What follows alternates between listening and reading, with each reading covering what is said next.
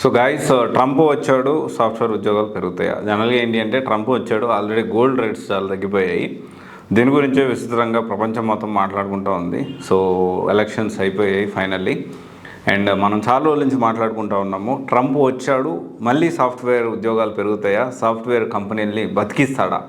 జనరల్గా ఏంటి అంటే దీని గురించి డిస్కషను. ఎందుకంటే యుఎస్ ఎలక్షన్స్ అనేవి ప్రపంచం మొత్తానికి చాలా ఇంపార్టెంట్. ఎవరు వస్తారు ఏంటి అనే దానికంటే కూడా ఇక్కడ ఎలక్షన్స్ మూమెంట్లో అక్కడ జరిగే డ్రమాటిక్ సిచ్యువేషన్స్ అన్నీ కూడా ఆ ఇంపాక్ట్, ఆ స్టాక్ మార్కెట్ కానివ్వండి, లేకపోతే కంపెనీ షేర్, వాట్ ఎవర్ అక్కడ జరిగే ప్రతి ఒక్కటి ఎంటైర్ వరల్డ్ మార్కెట్ని దాన్ని బట్టే తర్వాత ఏంటి అనేది డిసైడ్ అయ్యే పరిస్థితి అయితే ఉంటుంది. అండ్ ప్రజెంట్ ఇక్కడ ఏంటి అంటే బీయింగ్ ఏ లాస్ట్ 4 years ముందు చూసుకుంటే డెఫినెట్లీ ట్రంప్ ఉన్నప్పుడు కొంచెం బెటర్గా సిచ్యువేషన్స్ అయితే ఉన్నాయి. బట్ ఇక్కడ దాని గురించి పక్కన పెడితే ఎవరు వచ్చినా కానీ ఎలక్షన్ టైంలో డెఫినెట్లీ కొంత ఫ్లక్చుయేషన్స్ ఉంటాయి. ఆ ఇంపాక్ట్ అనేది కంపెనీస్ మీద ఎక్కువ ఉంటుంది. అండ్ ఇక్కడ మనం చూసుకుంటే ఎక్కువగా మనకి US based companies all over world, especially in ఇండియాలో చూసుకుంటే ఫస్ట్ ప్లేస్లో ఎక్కువగా ఉండే కంపెనీస్ యుఎస్ బేస్డ్ కంపెనీస్, తర్వాత సెకండ్ ప్లేస్లో యూకే, ఇంకా అదర్ కంట్రీస్ అవన్నీ ఉంటాయి. సో ఇప్పుడు ఎలక్షన్స్ అయిపోయాయి కాబట్టి, ట్రంప్ వచ్చాడని కాదు కానీ ఎలక్షన్స్ అయిపోయాయి కాబట్టి ఖచ్చితంగా మళ్ళీ సాఫ్ట్వేర్ అనేది పుంజుకునేదానికి హై పాసిబిలిటీస్ అయితే ఉన్నాయి. సో జనరల్గా ఏంటి అంటే ఇదంతా అయిపోయింది. ఇంకా నాకు తెలిసి ఇంకొక 1-2 monthsలో డెఫినెట్లీ చాలా హ్యూజ్ మార్కెట్ అయితే క్రియేట్ కాబోతూ ఉంది.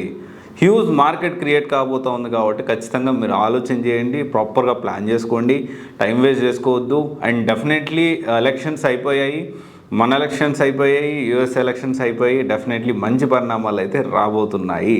ఇదైతే ఫర్ షూర్. ఇప్పుడు ఏంటి అంటే అందరూ కోర్స్ నేర్చుకుంటున్నారు కానీ సరిగ్గా ప్రాపర్గా వేలో నేర్చుకోవట్లేదు, రైట్ ఇన్స్టిట్యూట్ని కూడా సెలెక్ట్ చేసుకోవట్లేదు. అది కూడా చాలా ఇంపార్టెంట్. సో ప్రాపర్గా ప్లాన్ చేసుకోండి, మంచి కోర్స్ సెలెక్ట్ చేసుకోండి. కొన్ని కోర్సెస్ మనం కూడా ఫ్రీగా ప్రొవైడ్ చేస్తున్నాం, మనం చేయగలిగినంత చేస్తూ ఉన్నాము మన సివిఎస్ సాఫ్ట్ ఛానల్లో. ప్లీజ్ ఒకసారి చూడండి, మీకు నచ్చితే నేర్చుకోండి, మీకు ఆ కోర్స్ నేర్చుకోవాలనుకుంటే నేర్చుకోండి, ప్రాపర్గా ప్లాన్ చేసుకోండి, మంచిగా త్వరగా జాబ్ తెచ్చుకోవడానికి ప్రయత్నించండి. కొంతమంది నాకు జాబ్ రావట్లేదు అంటే మనము డైరెక్షన్ మార్చుకోవాలి. అరే మనం కోర్స్ నేర్చుకున్నాం, ఇక్కడ జాబ్ రావట్లేదు అంటే ఇంకెలా చేస్తే జాబ్ వస్తుంది, కంపెనీస్ ఇంకేం అడుగుతున్నాయి, ఇలా మాట్లాడుకోవాలి. కానీ జాబ్ రావట్లేదు ఇంక దీన్ని వదిలేద్దాము అని చెప్పి మన గోల్ని, మన లక్ష్యాన్ని మార్చుకోకూడదు. గుర్తుపెట్టుకోండి, లక్ష్యం అనేది మారకూడదు. ఆ లక్ష్యానికి చేరుకోవడానికి వివిధ మార్గాలు వెతుక్కోండి. ఒక ఆప్షన్ క్లోజ్ అయితే ఇంకొక ఆప్షన్ క్లోజ్ అయితే ఇంకొక ఆప్షన్. ఇలా ఎప్పుడైనా కానీ మనం ముందుకే వెళ్ళాలి. సో ఇదైతే ఖచ్చితంగా గుర్తుపెట్టుకోండి. All the best.